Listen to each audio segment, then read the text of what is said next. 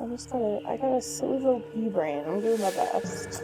Aw, your pea brain's not silly. Or maybe your silly brain's not a pea brain. I don't know, one of the two. It's not both. It's only one or the other. Yeah. It's fine. Melon heads. And they're not candy either. No, you don't want to put that in your mouth. No.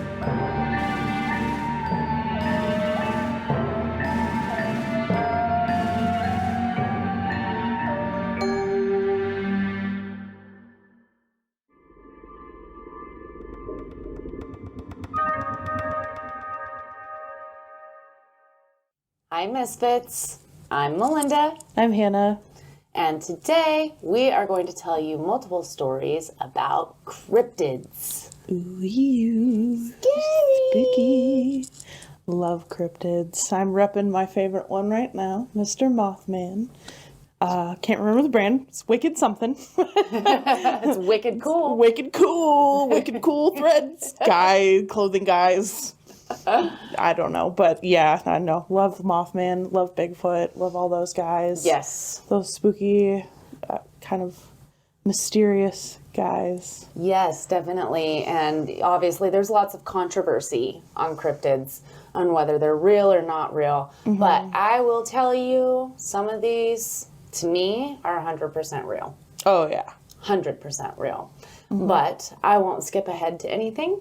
We will just start with our first cryptid, which is Mothman! He's Mothman. I love Mothman. I think also because there's a lot of hype on the internet about Mothman, mainly because his like home stomping grounds where they like had the first recorded sighting was in Point Pleasant, West Virginia. And in 2002, they put up a statue of him, and for whatever reason, homeboy is caked up. That booty is popping. That statue, his butt is so big. So he got him a big old butt. Internet famous off of the donk. So that's why I'm like, yes, love it. Awesome. But also, he has a really like kind of like nebulous, weird story. He's connected to a lot of like really bad events throughout the world, throughout time. We can get into that. But I wanted to start off the episode by giving the definition of a cryptid, because I didn't know what that was. I just kind of knew that cryptids were like, I just immediately assumed like Bigfoot and the Loch Ness Monster and, you know, the mysterious guys that people are like, they're not real. Yes, they are. Who knows? But it's in the definition, it says that cryptids are animals that cryptozoologists, which is a thing. It is a thing. Believe may exist somewhere in the wild, but are not believed to exist by mainstream science. Alternative science, if you will. It says cryptozoology is a pseudoscience which primarily looks at anecdotal stories and other claims rejected by the scientific community. So ultimately, they're misfits. Yeah, exactly. Of the science community. Yeah. They deserve to have their voice heard as well. Sure. But also, like, there's just, we don't know a lot of answers to things. No. I feel like we want to, just to feel better about it, be like, that's it. But it's like, is it really? And Mothman, I guess, is like one of those, is it things? Mm-hmm. So, homeboy, his first, like, documented sighting was November 15th, 1966. And he was found in Point Pleasant, West Virginia, where his really flattering statue is. That I'd love to see him someday. So we'll go back east. We will. Oh my God, I can't wait.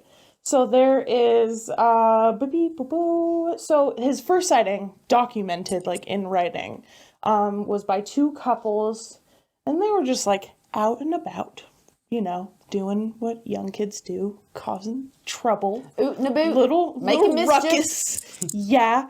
And where were they by? The munitions plant out there. So just, like, some military facility. They weren't supposed to be there, but they were there. And then out of the sky, they see like this giant, like winged man. A winged man. A winged man. And he was like really skinny, and his skin was like milky white, and like, but he was like muscular at the same time. So it's like, it's funny because he's like scary, but also kind of hot too. So kind of like Powder. Do you remember Powder? Yeah. Only with wings? Yes, yeah. Okay.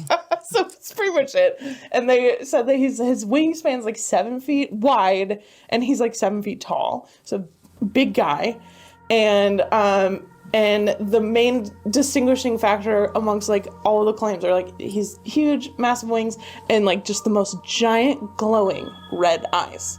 And so they said that he was like swooping in on them, and so they started running. They got in the cars and started driving away, and he's still taking off after them. And then they said that he was screaming too, like kind of like shrieking like a bird almost, kind of just tearing after him. And he followed them all the way to the end of the city limits before just kind of taking off wherever. But these kids were so freaked out that they went to the police station. They were like, you gotta go look for him. This is a thing happening. So that was like the first like recorded case. So I wonder, like, he had a human-esque body, right? Apparently. Only really tall. Yeah. So he had wings. Did he have arms? Yeah. It's literally a man with wings. Like no claws or anything like that. Just like phalanges and. Oh, I didn't even think about hands. Probably. I haven't assumed that he doesn't have like little like pinchers. Oh my god. I'm just trying to figure out. No, there's not like because it's like they talk about the wings and the eyes, but they say that he has like a man body, and for whatever reason, the man body is super hot. It was just confusing. It's to draw us dumb girls in. Yeah. So I love your wings. Oh, wow, you're so tall. Oh my god. I mean, it got me. I love him. So, well, Mothman is so, like I said before, he's like really famous for being sighted right before some really bad like structural collapses happen specifically. I was having a rough time figuring out the connection between these events. The only connection I could find was this book that I do know what the name is. It is called The Mothman Prophecies. Oh, yeah. By John Keel. So he'll probably go more into depth about that in the book. But there were claims that he was sighted before... Oh boy. The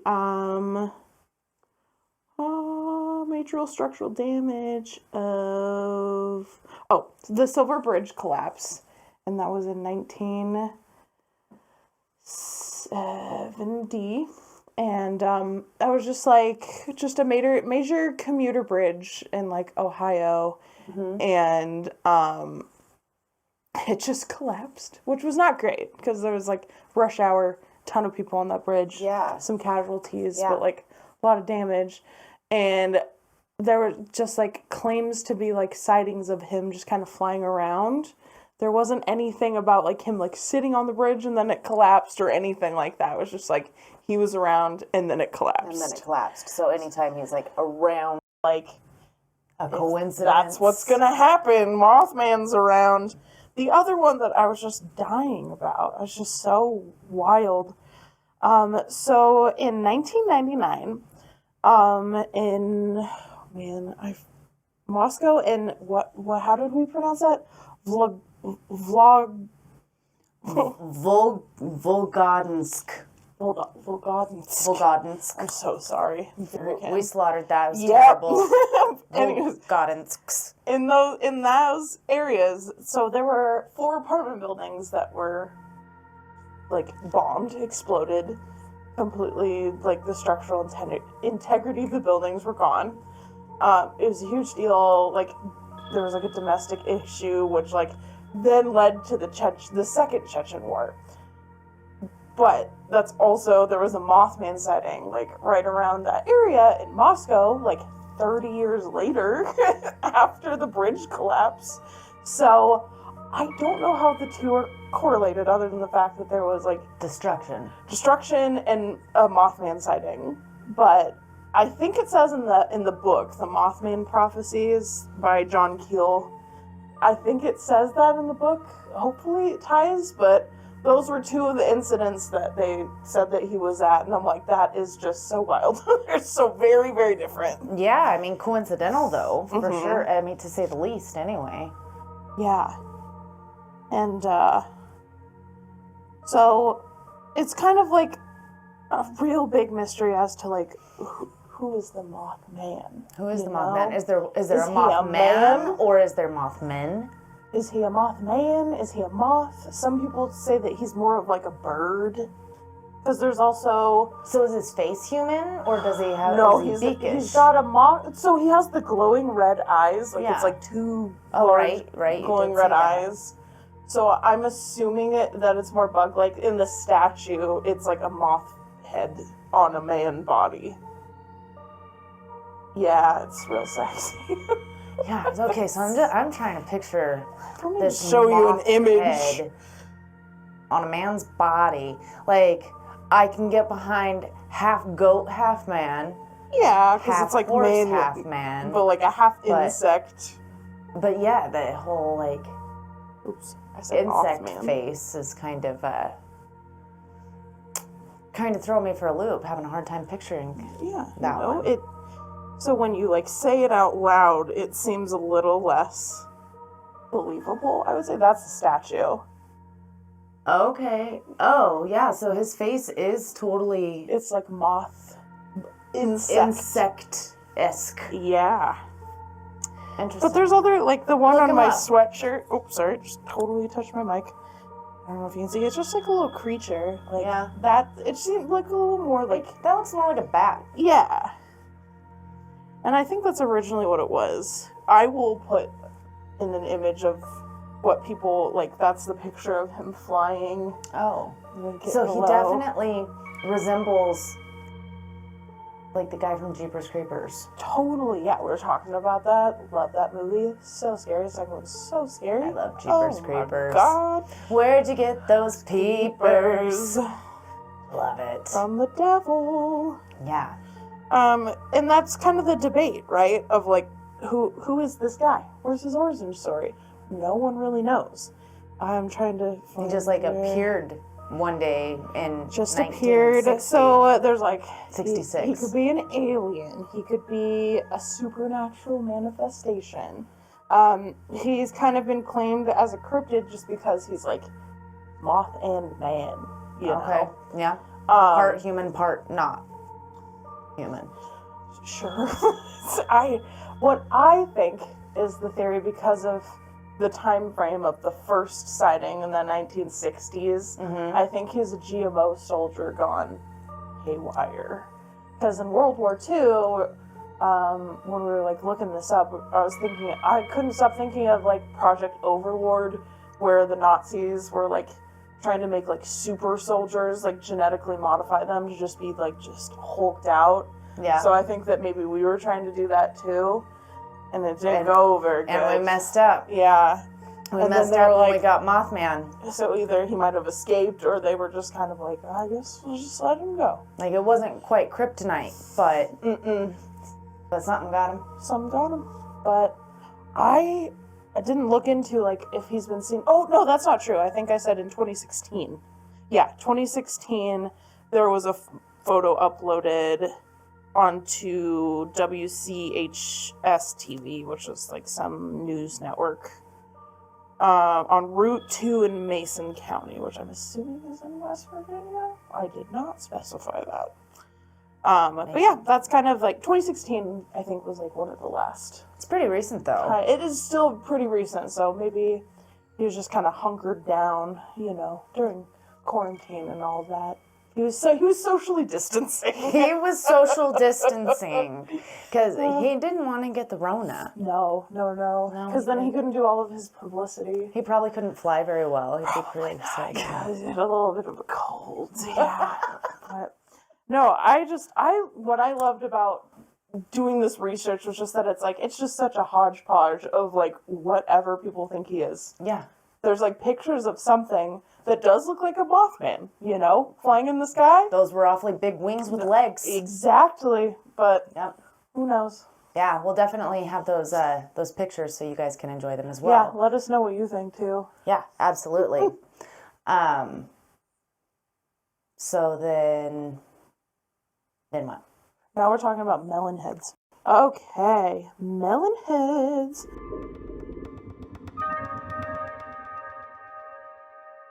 All right, back at it. Talking about melon heads. Talking about melon heads. Not lemon heads. No. Melon heads. Melon heads. They're not candy either. Mm-mm. No, you don't want to put that in your mouth. No. Don't be smart. Oh my god. I don't even think it's funny. It just comes out of my mouth. So these guys are called melon heads because, unfortunately, they do have bulbous shaped heads. Yes. Hydrocephalus. Yeah, is the condition. The condition is hydrocephalus. So it's throughout the different variations of the story. So there's 3 variations of the story from different origins. So there's the Michigan version, the Ohio version, the Connecticut version. Yes. We'll go over all of them. Hydrocephalus is in all of them, and some of them are like they started out that way, and some of them are like they developed that way. But that is like the constant threat, which is why they have the misshapen heads. Yes, and hydrocephalus. Did I say that right? You got it. You nailed it. Nailed it. We're doctors. Yeah, we are. It's fine. I don't even know why we're making this podcast. Doctors. Mm-hmm. So it is caused from, it's like a leak in the cerebral fluid. Yes. Right? And it like leaks up into the brain. Yeah, Am just I like explaining it? Yeah, it literally just feels like a water balloon. Just the skin like around your skull just fills with fluid. And so the bulbous shape of their heads, like their like if you were to touch it, would it be squishy? Mm-hmm. Yeah. Oh. Yeah. Also, it's like super painful. Causes like a lot of brain damage because it's just getting pressurized in there. Oh, see, Yeah. I guess I just kind of pictured it as like bony, like it would be hard, like a skull. No, yeah, if it's like fluid, it's definitely gonna be a little squishy. It's gonna have some squish to it. Okay. Yeah. That's super sad. It's sad, and also like a lot of it is sad too because like I'll start off with the Michigan version. It is supposed that in the Junction Asylum in Allegan County, so, of course, you know, we're looking at, I believe, the early so it's like saying 1960, probably around that time. Even then, asylums were like not a super cool place to be. right. So it's been said that like all of these children specifically were taken there, and they were enduring a lot of physical and emotional abuse. Like, not surprised. And they became feral, and then were released into the forest surrounding that asylum. So they were released into the wilderness on their own. Right. Yeah. No, they were on just their kind of own. like They just had figure it to out. fend for themselves, and so then what? They just became like creepy little forest children with oddly shaped noggins. Yeah, pretty much.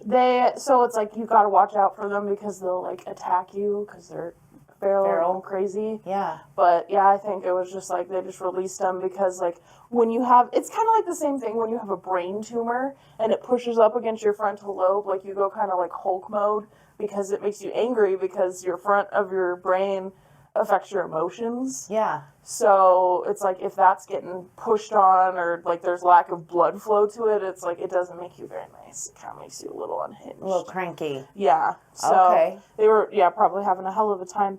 The interesting thing about this version, though, is that says that the Allegan County Historical Society says that there was never an asylum there. They like completely deny it. They're like, no, that wasn't a thing. They said there was a prison there, but there wasn't an asylum. So interesting. So I'm like, maybe they were just trying to cover it up because they literally released children into the wild, or... So when they claim that there was never any asylum there, like, is there townsfolk that were like, oh no, because my family was actually in that asylum? Like, is there any records of anything that... That would definitely be something looking into, but that was just like, as I was like looking into this, it was like cool little snippet. Yeah, they were like, oh, there's no asylum. There was a prison, but not an asylum. And it's like, okie dokie. So I wonder if attached to the prison was some sort of like mental ward. Yeah. Or something, maybe. Could have been. Creating my own theories over here. Yeah, just because it's like... But I don't know why they're... Because it says children specifically. Yeah. Because it's like little guys, big heads. So I don't know why they would be at a prison, you know? Yeah. Yeah, for sure. That's wild. I don't know. Yeah, we'll have to... Yeah, we can do more. We can do follow-up on that one. Follow up. The Junction... What do they call it? Yeah, just the Junction Asylum. The Junction Asylum. In Allegan County, Michigan. So then we're moving on to the Ohio version. So the Ohio version is originally orphans that didn't have the condition previously. Yes. And then they get adopted by this guy, Dr. Crow. Douchebag. Yeah, sucks. Because he was a doctor, he would perform a bunch of medical experiments on these children. Yeah. That's really... so sad. So, So he would perform a bunch of medical experiments on these kids, and then, like, he ended up, like, creating... Oh, I'm sorry, I misspoke. So I said that they didn't have the condition before, but they did have the condition before, and so he was experimenting on them to, like, further... I don't know if he was trying to, like, make them better, or if he was just fucking around and finding out something. And he definitely made their condition worse because he kept injecting fluid into their brains or their spinal fluid, and so their heads would grow even bigger than they already were. Good grief. Yeah. What an asshole. So... Oh, you should tell the rest of the story. It's the best part. Well, so at this point, these kids get pissed off. Because, yeah, they've got big noggins, but... They're getting tortured. They're getting tortured. Yeah. They no longer want to be there. Mm-mm. And they're smart enough to know they no longer want to be there. So, Mr. Dr. Man gets killed, and they light his house on fire. They get the F out of Dodge. They get the F out of Dodge, and they live in the wilderness. Like, they don't have anywhere else to live. No. So, yeah, they live in the feral little guys out there. Just feral little guys that burned down the house of Sir Dr. Evil. And, yeah, poor little dudes. So I guess the legend in Ohio specifically says that they feed on babies. So don't leave your babies in the woods unattended. They feed on babies? Like, I didn't see that part. Okay, That's in the Ohio version. The Ohio version is the doctor version. Yes. Yeah. Okay, so I didn't read that part. So this is news to me. We're coming in hot with all these facts out here. But yeah, so there's just like random little tidbits that are like slightly different. Yeah, I don't know why. Probably because babies can't fight back. Probably, but who's gonna leave their baby in the woods? Oh, that's where I'm like, I don't understand that. But they say Windsor Road in Kirtland County and Chardon Township are where you can find those. There have been sightings. Supposedly. They just wandering around looking for babies. Yummy, yummy. Okay, so now we're in the Connecticut. Nothing scary ever happens in Connecticut. Ever, never. So their variation in Fairfield County was an asylum. So we're back in the asylum for the criminally insane. So in the asylum, it burned down in 1960, resulting in the death of pretty much all the staff members and all of the patients except for like roughly 10 to 20 inmates. They were unaccounted for. So it's not like they are confirmed that they got out, they couldn't find them.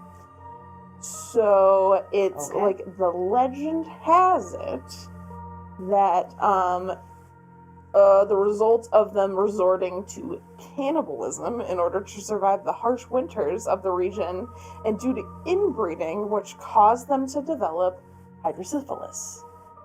That causes hydrocephalus? It's just like a genetic condition, you know, and we don't really know why it happens, so they just think that could be a part of it. Okay. Because you know how medically accurate urban legends are, so. Oh, they're pretty darn accurate. Yeah, they can be, but yeah, that's so they say that's how that in Connecticut, that's how that happened. Okay, so they're definitely cannibals in Connecticut. Yeah. Okay. Um. Interesting. There's also a second variation. Oh, okay. So, so there's a part 2 of Connecticut that is a different origin story. Of course, Never heard so many origin stories of the same thing in my entire life. There is, it is said that the Melonheads in Connecticut are descendants of a colonial era family from the Shelton Trumbull who were banished after accusations of witchcraft, which made them kind of retreat into the woods, seclude themselves, keep themselves safe. And as the first version of the legend says, the variation of their appearance like attributes to inbreeding because they're just out in the woods, you know. So, but they're known to prey upon humans and attack people, unsuspecting people. People at campsites have reported that they've seen them or been attacked by them. But yeah, I've never heard so many of this origin stories. But I like the Ohio version the best, just because it's like I like the idea of like the kids rallying to be like, "Fuck you, guy." Yeah, fuck you, We're Mr. getting the Doctor fuck Man. out. The Connecticut version. The first one or the second one? Yes. Yeah. All right.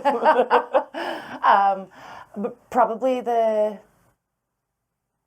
I don't know, maybe a mix, but the Connecticut version of it really does make me think of like The Hills Have Eyes. Oh, like, totally. Yeah. They may not even because it's like a family affair. Well, yeah, and in The Hills Have Eyes, they didn't have like the bulbous heads, but they were misshapen. Oh yeah, they were mutants. Like they were misshapen, but like I'm curious though, because if I remember correctly, in that movie, like these guys were like uber strong, right? Mm-hmm. Really, really strong. So I wonder if these guys are attacking people in campsites.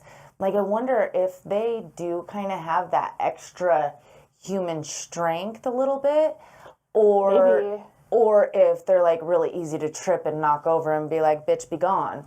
Like, I don't know. I don't know. I have no idea what their fighting skills are because, like, in the Ohio version, it says that they're like kids. They're like little guys. I just like think but of they like, do grow into adults eventually. Which I think. I mean, this is in the 60s. Yeah. They were little guys in the 60s. So, do we know when the last reportings were of people seeing them? I didn't see that. I didn't look into that either. I'm interested. Yeah, we'll have to do a follow up on that one as well. But I think the first version of the Connecticut one is the most likely, just because it's like it's confirmed that there was a fire there. They can confirm the amount of bodies that were found. Yes. And they can confirm that 10 to 20 were unaccounted for. So that's where it's like, okay. So I could see a group of these kids. Ragtag. Kids. I guess. People. They say inmates. Inmates. Patients. Whatever. But I could see a group of them like gathering together and living in the mountains. But then at the same time, if they don't have everything there, it's like they're going to turn on each other eventually, Oh, totally. right? If they don't have someone to like kind of help rein them in a Yeah. little bit. To de-escalate the situation. Yeah. But yeah, no, that was I had never heard of this before. No, Melonheads was very new to us. We stumbled on it. I love that term though. Yeah. I know it's kind of creepy and probably kind of sad even a little bit. I would never call anyone that. No. But also it's just like, I just think of just like a little guy with a big head, just like bopping around. I'm like, that's pretty cute. Like, what was one of the nicknames that we Oh, saw? Wobblehead. A Wobblehead. That's cute. I think that's a cute name. They're also known as Wobbleheads. Yeah. But, okay, so that is our story on, I almost said Lemonheads. It's not. It's not. I'm sorry. Put that in your brain. It's not Lemonheads. But that was our story on Melonheads. So we are going. If you're from any of the respective areas that we talked about it, drop your version of the story and let us know if it's right, if there's another one. Yeah. I'm so curious now. I'm really in this. And like what their technical name in your area is for them.